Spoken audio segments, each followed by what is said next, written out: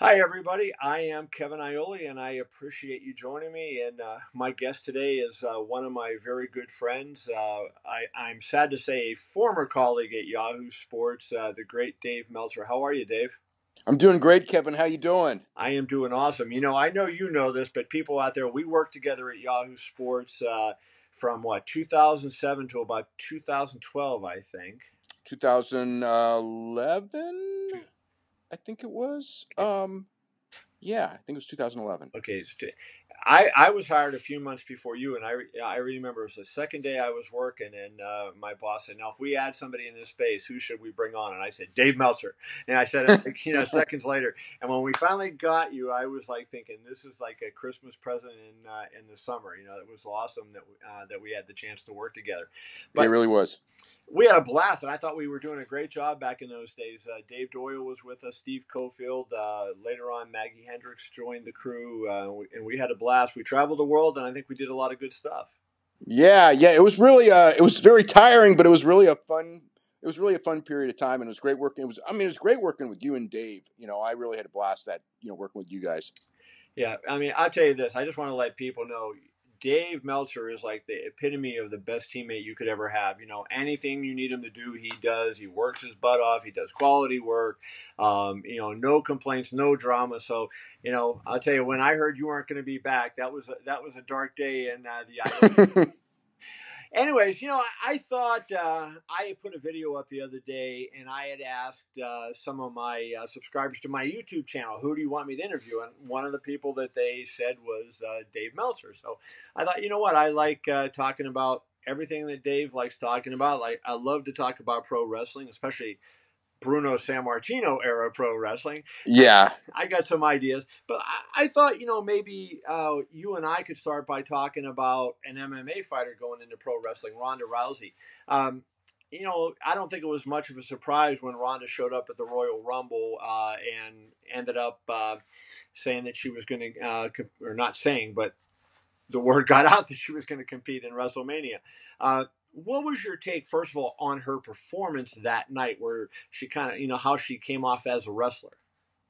Well, she didn't do much. She walked to the ring. She pointed at a sign a couple of times. So I suppose she could have pointed better, but it was really hard to. She wasn't really given much to do, so it was kind of hard to judge. I don't know. I've seen more dynamic performances, but it's hard to say. It wasn't like when I watched it. It wasn't like, oh my God, she just did phenomenal. Like Shayna Baszler, when I watch her, but she's given a lot more to do. Shayna Baszler's done a phenomenal job on NXT. Ronda was just there once. When Ronda has more time, we'll see. But it's really hard. The problem with Ronda in wrestling is that you can't like put her in developmental and have her wrestle on these shows in front of 200 people for 2 years like everybody else and learn, because there's going to be that microscope on her. So she's going to have to, and plus the money is in seeing her at WrestleMania. Right. You can't So put her she's in the going to, minor leagues and then have her pay that kind of money. right. So yeah, exactly. So it's like she's really been put in a very difficult position. She has no time to learn. Even Shayna, wrestled on the independents for a year or two, and then got signed. And even then, and she overachieved. So it's like it's gonna be tough. She's got the name recognition, and she's a great athlete, which always helps. As a talker, if it was me, I would put her with Paul Heyman so she doesn't have to worry about the talking and let Paul Heyman talk to get her over, because Paul will know how to get her over. So that would be my thing. If they just put her out there, one of the big things there is you got to cut those long promos, and that's a very difficult task to do. So yeah, she's got to if she doesn't greatly overachieve, people are going to be just ripping on her. It's a real she's been put in a bad position, but she's making a lot of money, so that's part of the game. You're in the public eye. It happens to you. It certainly happened to me. People say things that aren't true, and you got to have a thick skin. It's not easy sometimes. People say you're on the take, and it's like, I know I'm not on the take, but people say this, and it's like, it's tough to not say, screw you, and tell the truth. But here's my take on Ronda. Like, I thought Ronda was one of the best interviews that I've ever had in sports. Frankly, I mean, you could I talk did to her too. about anything. Yeah, you know what's funny, but I got to say this about Ronda. When I first came across Ronda, which was long before she became famous, when she was just starting with Strikeforce, and I did a story on her way back when, and we did some audio shows and things like that. And I thought she was funny, hilarious, very interesting to talk to. And I thought originally, I go, if this woman can fight, she's going to be a superstar, Right. because she'd only had 3 or 4 fights at the time. And she could fight, and she became a much bigger star than anyone could have ever expected because no woman had ever been a star at that level. But I thought that after the loss to Holly Holm, I thought that she changed greatly, and I never saw that. When I see her doing media and other things, I haven't seen that Ronda back. It's almost like that loss changed her. I think that original Ronda going into pro wrestling probably would have done really, really well. I'm just not sure about this Ronda. Yeah, it's interesting. I was disappointed in her her reaction to the loss to Holly Holm. My first thought was, okay, hey, you're a winner, you're used to winning. Take a couple days, take a couple of weeks, and she went to that Marine dance where that Marine had asked her online to go to the Marine Ball, and she did that. And I thought, okay, now she's going to go back to being Ronda again, and fight the rematch, and like she just changed to the degree like. I don't think she's talked to you on the record again. She's never talked to me on the record. Oh no, I haven't talked to her, and I couldn't even tell you how long. Yeah, and it was like, we both have written almost exclusively good things about her. Never had been critical. I certainly I got accused of being a Ronda Rousey cheerleader all the time. I just, I kind of felt like, hey, she was a special athlete, and she was a great salesperson for MMA and for women's MMA in particular, and everything she got was well deserved. But her personality seemed to take a break, as if all of the people who were there when she had success, once she lost, she broke with all those people. And now I wonder, I think that she colored the fan base against her. You mentioned that if the first Ronda was there, I think it was because she came across, even though some people got mad at her and what they perceived to be cockiness, she was selling the fights. But, I think at the end of the day, there was a lot to like about her. But I don't think the Ronda post Holly Holm has been particularly likable. And I think so does she play the bad guy in pro wrestling?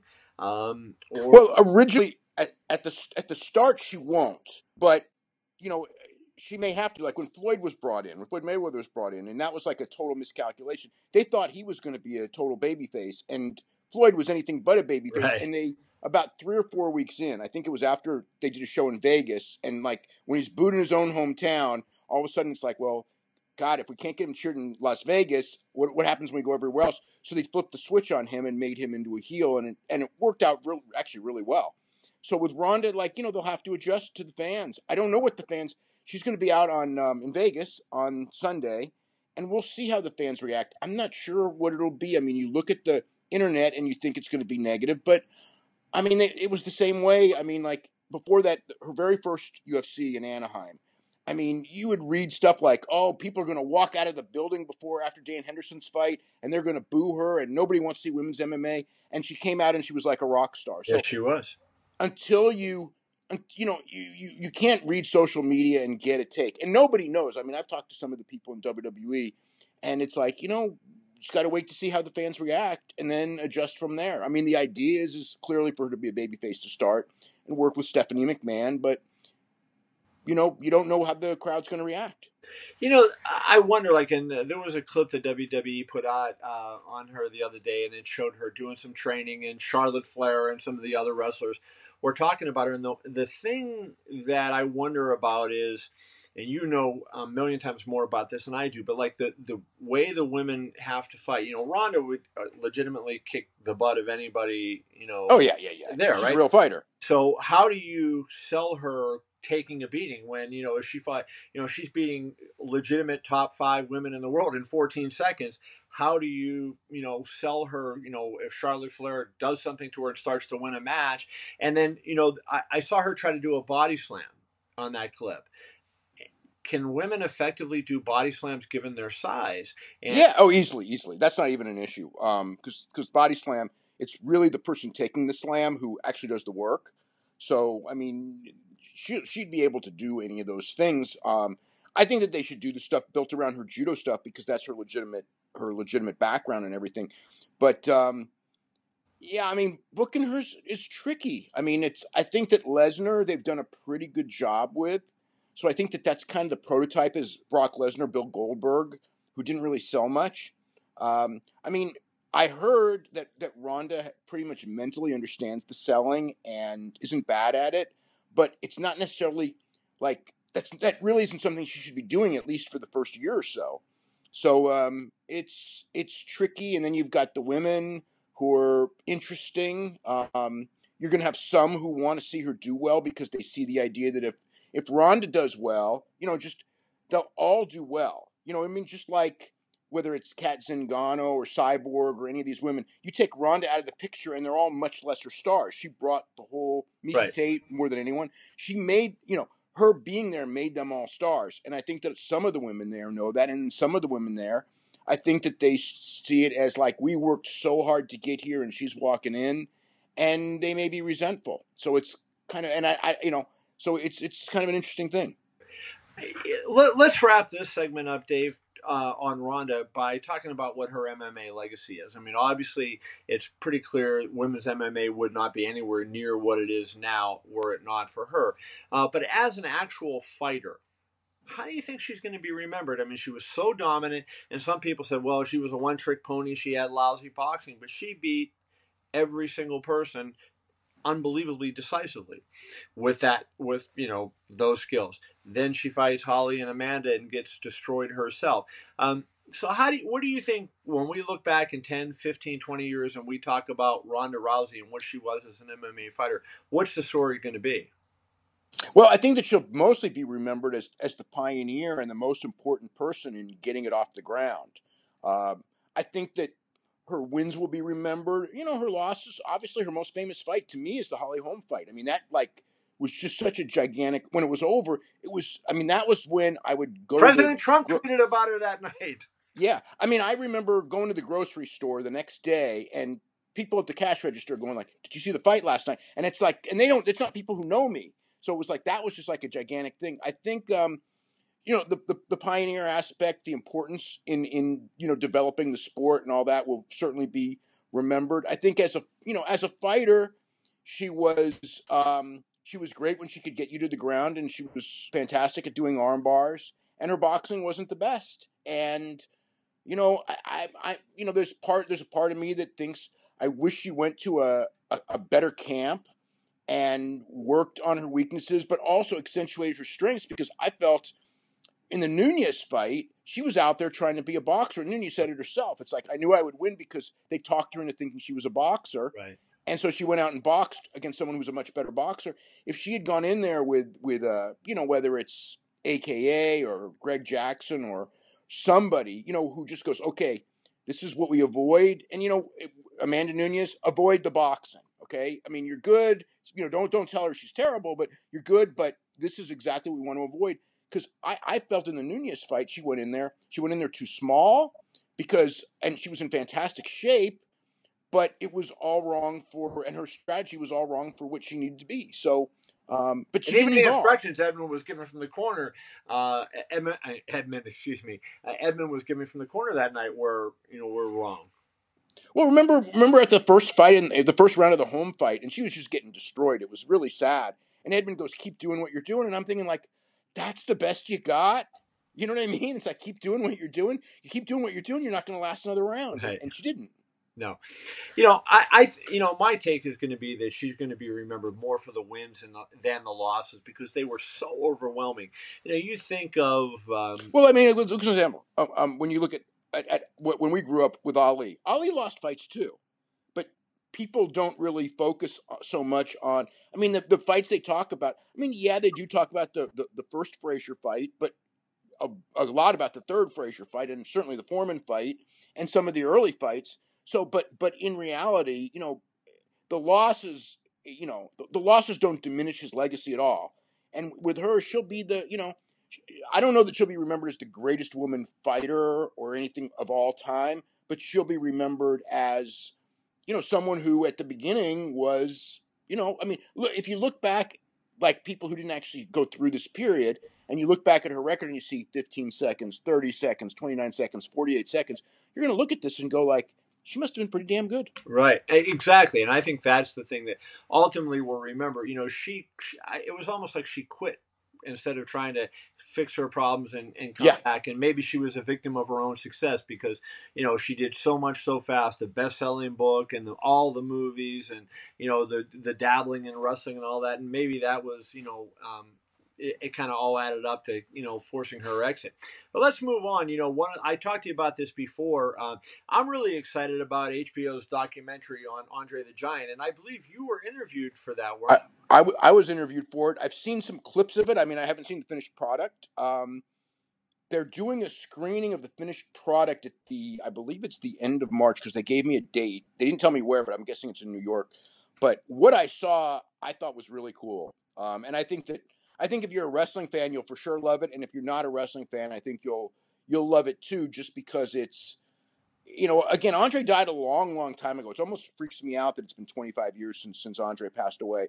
But Andre was an unforgettable individual. I mean, just, there was nobody like him in the world. It was just, he was in that era in the 1970s. He was just such a, he was like the storybook giant. You know what I mean? Like, well, here's the question.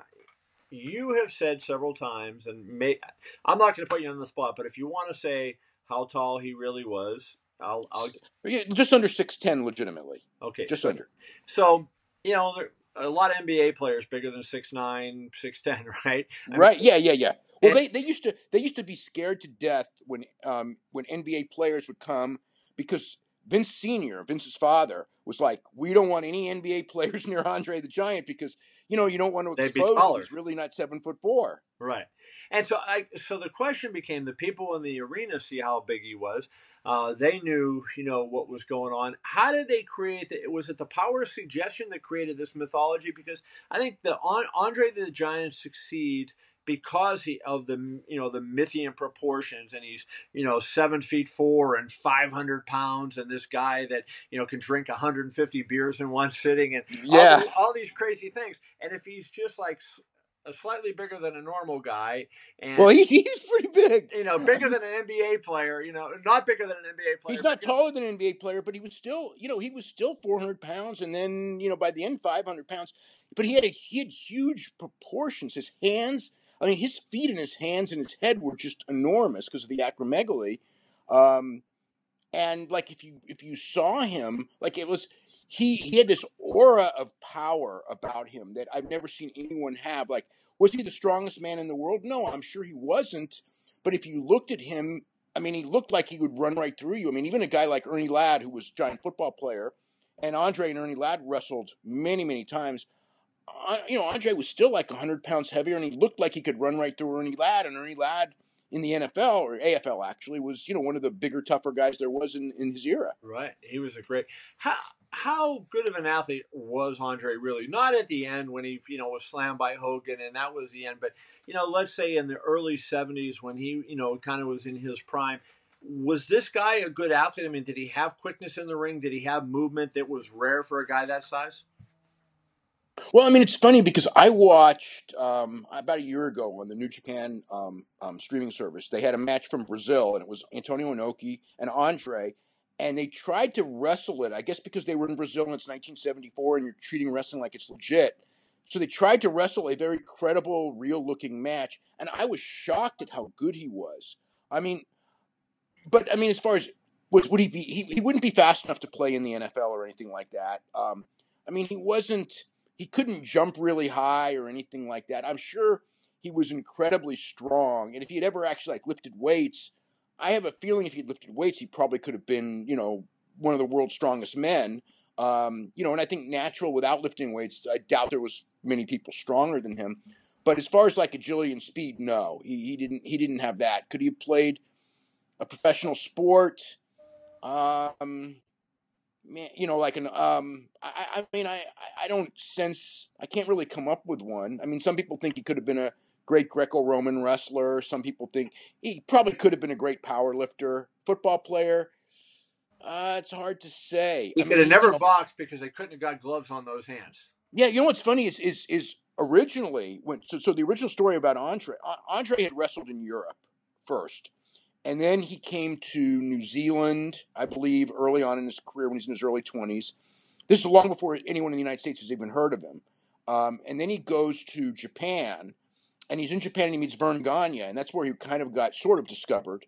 And then he came to Montreal after that. But when Vern Gagne met him, Vern looked at him and just goes, "Oh my God, we're going to make you a boxer. You're going to be the greatest boxer." Because at that time, there was a lot more money in heavyweight boxing than there was in professional wrestling. And Vern looked at him and with his size and reasonable athletic ability and talked about the boxing, and they trained him in the boxing.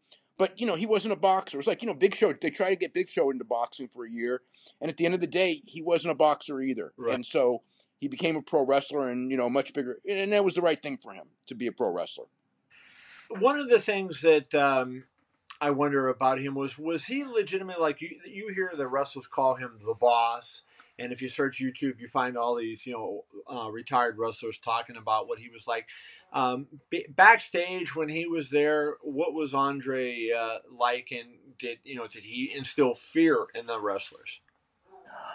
I think that nobody wanted to get him mad, but nobody got him mad. I mean, I never heard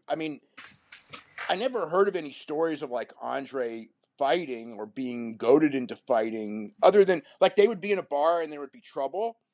And I have heard these stories, and Andre's like in the corner, and they go, "Andre, come up," and they see this guy who's 6'10" and 400 pounds, and everybody backs off, and that's the end. There's no fight.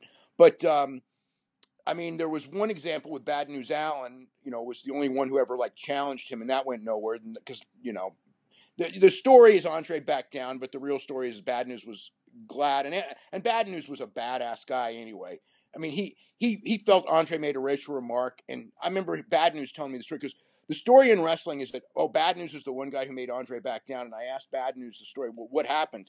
And he goes, "We were on a bus, and he made a racial remark, and I got really mad at him, and I confronted him, and he just goes, but I was going to fight him because I wasn't going to back down, but he goes, but I was really glad I didn't have to fight him because I would have probably lost." But so that was kind of it. But and Bad News, I mean, Andre was just like, "Hey, let's settle it, let's have a beer."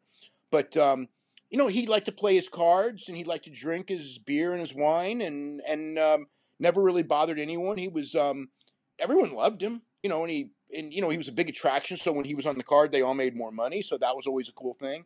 So he had great respect in wrestling for sure. How were the wrestling you say that, and that's something that always was intriguing to me. How are the wrestling contracts structured?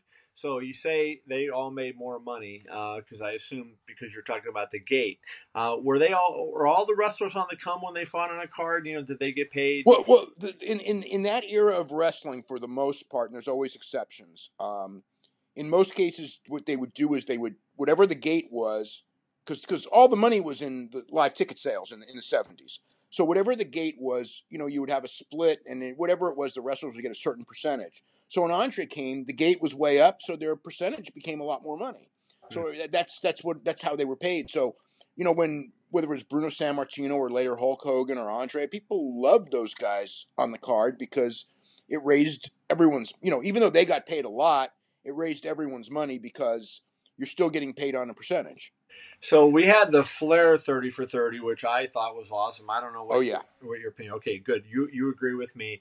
Andre HBO doc is coming up. Who would be next? Is there any other wrestler that's large enough? Is would Hogan be the guy that we would? Yeah, but I mean, Hogan's a big enough name for sure, and a lot of his life is public, and it's not always the greatest. I mean, yeah, you could do Hogan. Obviously, like Randy Savage, I think Roddy Piper, those guys were pretty famous. I mean, he wasn't famous because he was never in WWF during the heyday, but I think that Bruiser Brody would make a phenomenal doc because of the nature of who he was and the nature of his death. So, like when the Flair thing came out, I think somebody like asked me, like, who would you do? And I remember, I think the first name that I came up with was Brody. I think the Hart family, and it's kind of been done anyway, but I think the Hart family Wrestling really in the Shadows, wasn't that what it was called? Wrestling with Shadows, yeah. But I mean, a story on that family, just because it's, so many people in the same family all wrestling, and there's still, several of the members still wrestle today. Dave, I'm biased, and I'm a fan of Bruno's. I grew up in Pittsburgh when Bruno was on top, and so I watched Channel 11 Studio Wrestling, and that was Bruno was the promoter of that. And some people, I hear people say Hogan was the biggest of all time, Flair was the biggest of all time. I'm also partial to my buddy the Iron Sheik, but nobody gives Bruno too much love. Where does Bruno fit in on all this? Well, for his era, he was the biggest star. I mean, he's, if you're going to make the list of those guys, Bruno's on the list for sure. But I mean, it was regional. I mean, Bruno was big in the Northeast. He could come to San Francisco and he was a big star, but he wasn't, like, if you talk to somebody in San Francisco, they may know Bruno, but it's not necessarily that they would. But when it came, it was a big deal. When he would go to Europe or when he would go to Australia, I mean, he was a huge drawing card in those places.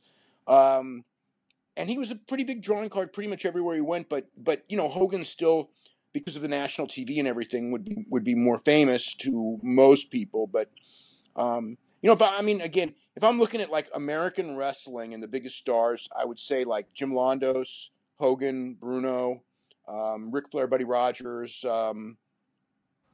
Steve Austin and The Rock. Those would be the guys that would.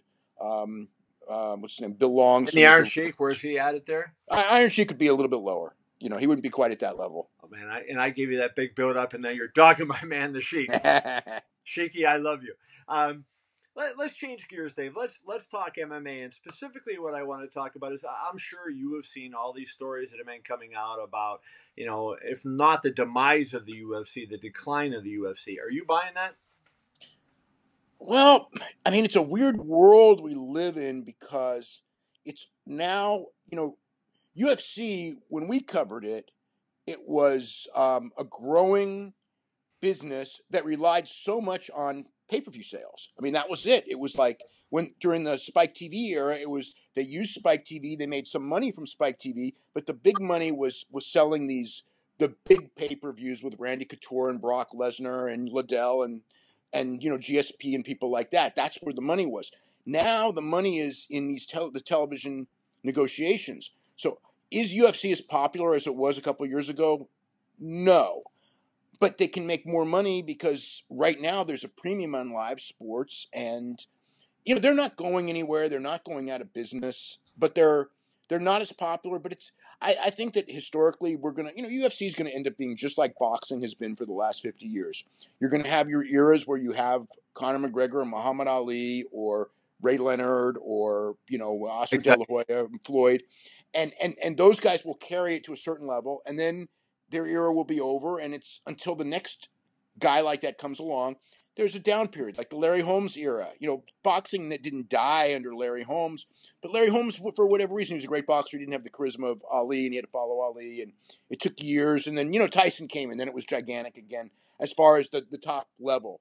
But I think it's going to be a steady sport at a certain level, basically the level we're at, and then it'll have big peaks when someone comes along, who can fight and talk both, like Ronda did, like Conor McGregor did, like they hoped John did, John Jones, who came, I think he was, John will be looked back on as a guy who could have been the greatest of all time and wasn't, I think. I think he is. No, I think John's the greatest fighter I've ever seen. I would agree. Okay. But I think that John, because he's screwed up the last couple of years, I don't think he'll ever be as great or will ever have the career that he should have had based on the ability that he has. I think John's given up a lot of credibility with his out of the cage, problems that he has had.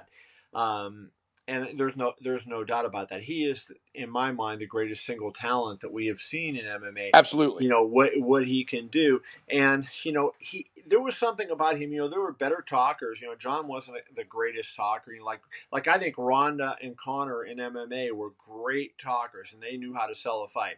John didn't have that ability, but I think people were drawn to him for some reason. Whether it was because of his athletic ability, and so I think he was a star even despite the fact that he wasn't the greatest interviewer. You appreciated John Jones when you watched him fight much more than when you watched him at a press conference. Yeah, I mean, you watch John even like in his, even in I hate to say bad performance because I never saw him legitimately lose a fight. So the closest thing was the Gustafsson fight, and I thought he won that fight too. I had him winning that. Yeah, but even then, that was one of the all-time great fights anyway. But John, when you watched him, I mean, and even from the start, even before he fought Shogun Rua and won the title, and even before that, you knew you were seeing somebody from a talent standpoint who was special, who he just got too much too soon and fell in with whatever it was. It was he should have been, he should have set every record in the book. Let's face it. I mean, every record, most wins, most consecutive wins, most championship defenses. John should have broken every one of those records by now. I think you were with me on this trip by UFC 87 in Minnesota. You were at that Lesnar fought on that card with Heath Herring, right? You were on that trip. I did not go. I watched the Lesnar Heath Herring match at home, so I didn't see that one. Okay, so I was in Minnesota for that fight, and I know Steve Cofield was because we did a funny aside. This isn't what I wanted to say, but Dana after the press conference was in the rotunda at the Mall of America, and Cofield was going to do his radio show there. So we went and it was like 2 hours. We walked around the mall, killing 2 hours looking at the Mall of America. I was going to guest on his show. And Dana was signing autographs when we left. We come back 2 hours later, and Dana's in the same spot with this massive line of people still there. It was incredible. But that show, I remember because Dean Albrecht, who was managing a lot of MMA fighters at the time, he had a fighter, I'm drawing a blank on his name, that fought Jones in his UFC debut. Jones was a late replacement. And I remember Dean calling me and said, hey, I want you to watch my guy on the show. He's a capoeira fighter, and I want to see what you think. And I think he can Andre Galvao, right? Was that what it was? It could have been. Yeah. And he said, I want you to watch my guy. He is really, something else. He's got capoeira. He's really... So I'm paying attention when this fight comes on. I never heard of Jones. Nobody told me, hey, this guy, watch for him. He's a late replacement in a fight. And all of a sudden I'm going, wow, this guy is the one to watch. And I did a story on him the next day, even though George St. Pierre was on that card, Brock Lesnar was on that card. All these great guys were on that UFC 87 card. And I wrote about John because I was just so blown away by what I saw him that night. So I remember that I talked to Joe Silva the Sunday when he got back home, or Vegas, whatever. But the former UFC matchmaker, UFC matchmaker, and I had never heard of John Jones other than he's a name on the card that was making his debut. And Joe Silva said, "You need to watch this guy. This guy's going to be one of the greats." And I think it may have been his second fight where he fought Bonner, because the first one I remember seeing that was him, UFC 94. I think he fought Bonner, and then he fought Mark Coleman, right? Wasn't it? Or no? Who did he fight next after that? You mean Jake O'Brien? He fought Jake O'Brien next. Oh, I was there when he fought Jake O'Brien. But when he fought Bonner, it was just like, whoa. And he actually lost a round to Bonner, but Bonner was a big star at the time, and John was still a guy who only had one fight, and he pretty much dominated him for a couple of rounds, and you could see just between all the spinning stuff and everything that it was just like, this guy was really good. By the time he destroyed Shogun and won the title, it was like, he was going to be the biggest star. He was going to be the biggest star that there was, and it's, what are you going to say? I mean, like he'll be one guy where they look back and go, oh yeah, the greatest talent, but didn't maximize his opportunities. Yeah, I mean, he had in my mind, the perfect build for MMA because those huge long legs of his, those long arms, and he's as we see by these powerlifting videos he's putting up, an incredibly strong guy, just very quick. He had all that, and he had a fight IQ. I remember he was kind of funny at the beginning because he talked about. Watching YouTube videos and learning how to do fights. And it wasn't too long before people were watching YouTube videos of him trying to figure out how to do that. But yeah, you have 6'4" with an 84-inch reach. I know. I mean, it was, Yeah, yeah. I mean, well, Gustafson was the one guy who could match him for reach and everything like that. So that became a really, I do think that was one of the better fights that there's ever been in UFC. That was in my top 5. I love that. Yeah. We don't have a lot more time. I don't want to keep you. I really appreciate all your time. Let's go a couple quick hits here. Let's start with John Jones. Are you buying or selling that John Jones will fight in 2018? Based on 2018, I think no. I think no. I mean, it's just it'd be hard to accept because again, he had steroids in his system, and even if I don't know, it's like I don't know how many times can you keep making these mistakes and having them. I don't I don't know all the evidence. I guess the evidence is probably going to be presented very soon. So I guess if I'm gonna guess, I'm gonna say no. I think 1 year is probably too soft a suspension for steroids at this stage of the game for a second offense. So yeah, I'll go no. I'm gonna say no as well, and I'll just tell you why I say no. John's first offense, when he went to arbitration, and the arbitrators found he did not try to knowingly cheat. They wrote that in the opinion. They said he did not knowingly cheat. He took something that he didn't know what it was, but he still got the full suspension, which was 1 year at that time. Because he had it in a system, and you're the old captain of the ship theory. You're the captain of the ship. You're responsible for what goes on. He was responsible for what went in his body. So basically, we're now. You may remember I wrote a column and I said, and even Malky Kawa, his manager, called me and said, "Are you nuts with this story?" I said it could be good news for John Jones because of, and it was how long it took for the drug to clear the system and the dates. That it might have proved that he didn't knowingly do this, that it was something, because he couldn't have gotten any benefit out of it based on when it looks like he may have taken it. So that is his hope that, maybe they can show, hey, look, because he passed the test on July 7th, and then he failed on July, I think it was 29th. 29th. He's not going to get the benefit in those weeks of this particular drug, so why would he knowingly do it? But I still think they're going to say to him, John, look, I'm sorry, but it was in your system, and you have to make sure it's not. It's your obligation. So that's my take. See, my thing on it is that after the first one, it's kind of like, okay, now we've all learned that you have to be very careful with what you take, but you're still not. Right. Because if you were really careful, you wouldn't. I mean, did he knowingly take steroids? I mean, I don't want to answer that question because he's the only one who knows that. Okay? I'll say no. I don't think he did. Okay. I don't I mean, I don't have an answer to that. I don't want to say yes, but I don't want to specifically say no either because I don't know. But was he careless? He had to be.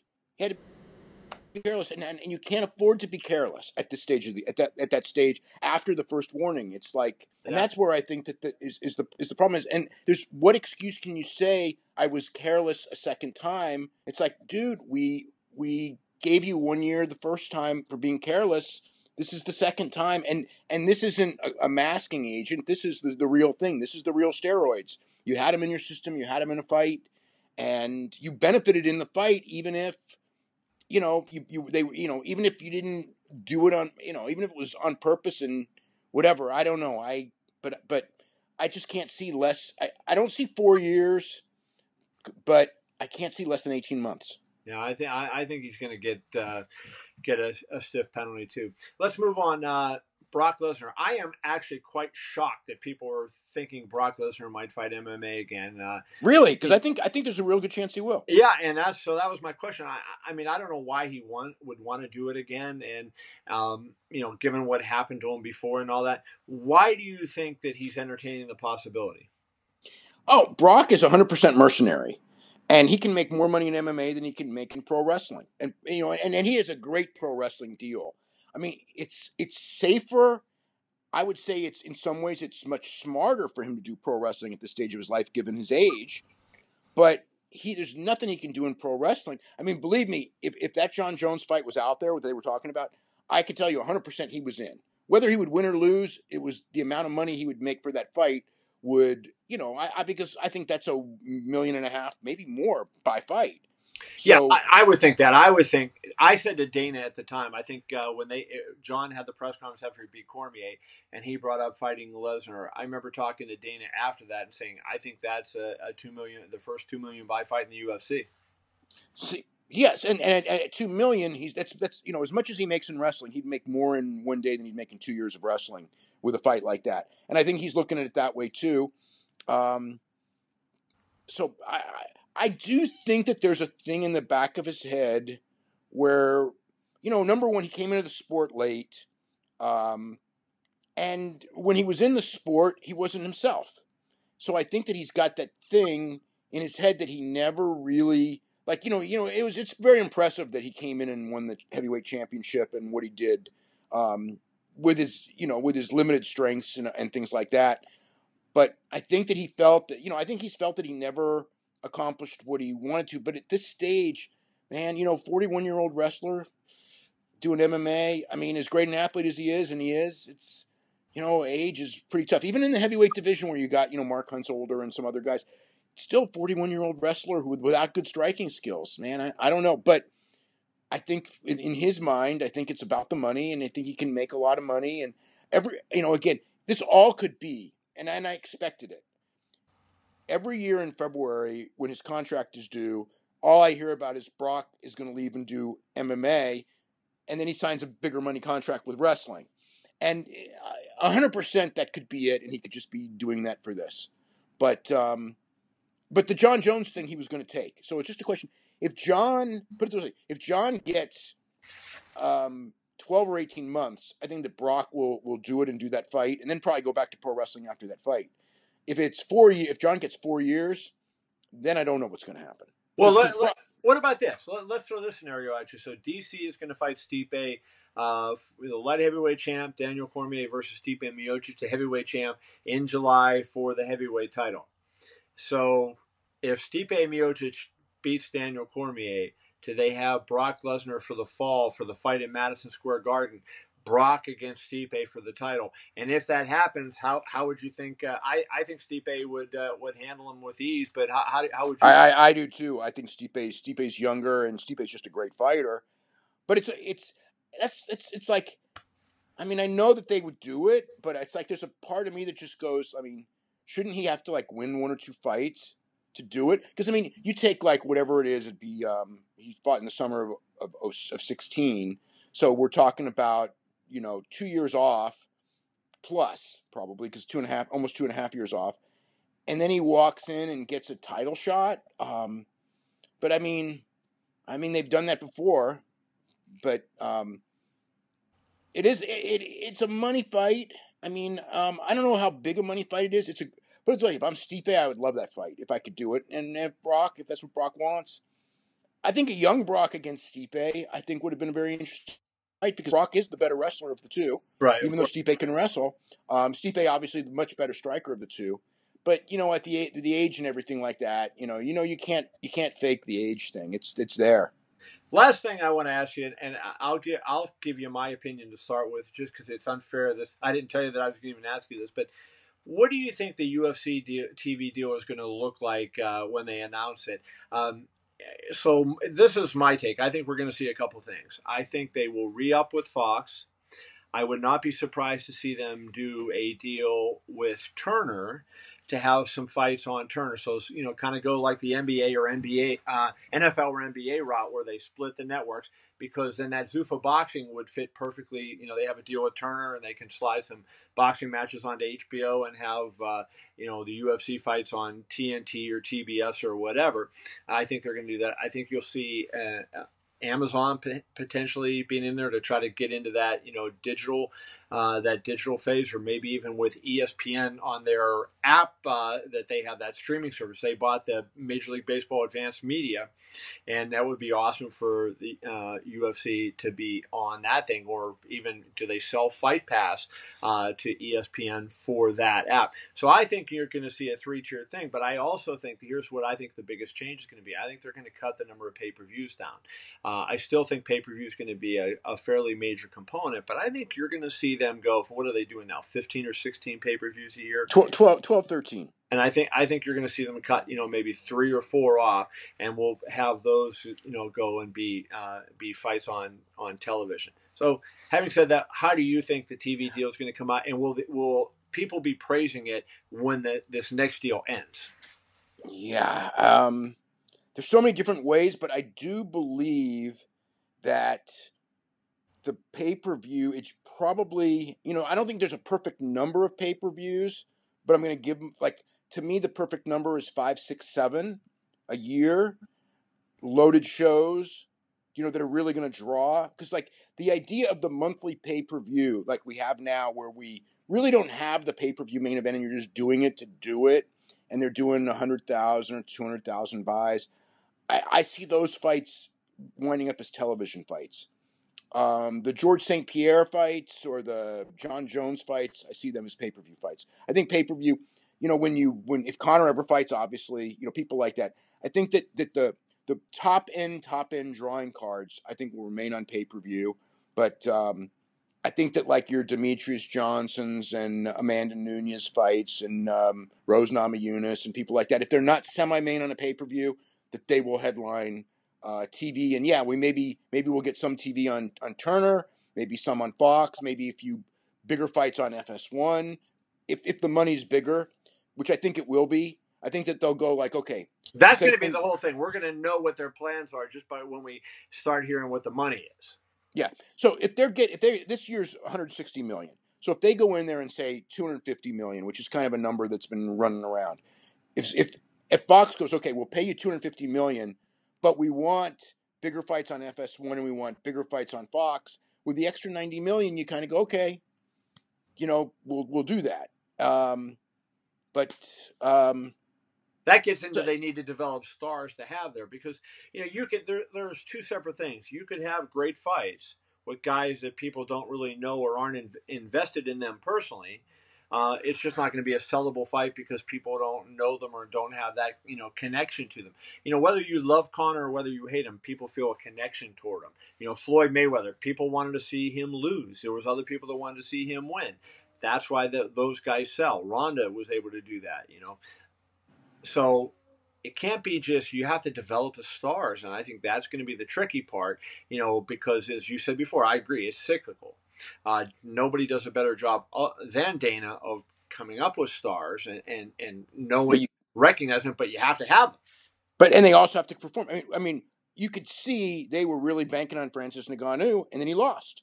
And not only did he lose, but and not that he's done and he can't come back and he can't be a star in a year.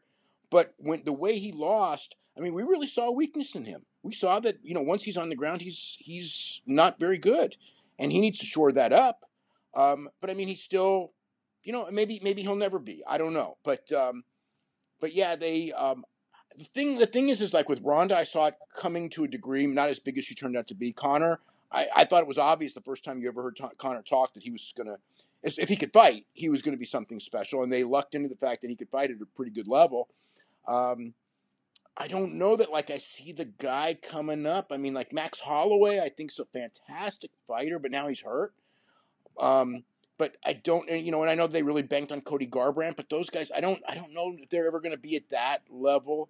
We don't really have, Tai Tuivasa as a heavyweight, young heavyweight, but we don't know how good he really is. He hasn't fought anybody yet. I mean, he's got a little bit of charisma, but. Yeah, did you see him drinking out of the shoe? Yeah, right. But like Francis, I thought, like when I saw Francis, especially after the Overeem fight, I thought, okay, this guy's going to be a big star. But then, then he lost the fight that he needed to win. If he had won that fight, I think that he would have been over the top. No doubt. Dave, I want to get one more question. So I had actually given you, I mentioned that I had some readers send me in questions. So I guess, this is the one that I like, and I'm going to ask you.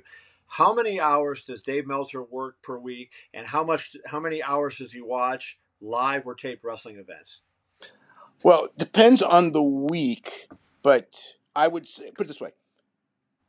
I watch a lot of wrestling. I always watch Raw, SmackDown, NXT, 205 Live from WWE.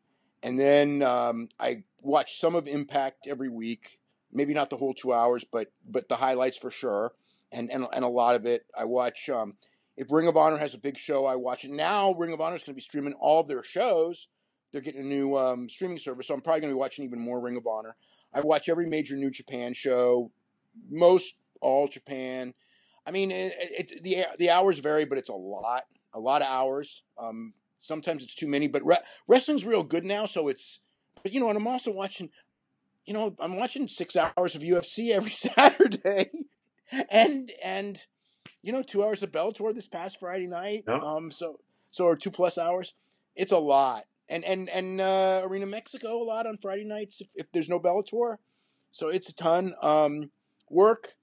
I'm a workaholic in a sense. I mean, I get up, I work, take breaks here and there, and then I work till 1 in the morning. I conk out, and then I wake up and work.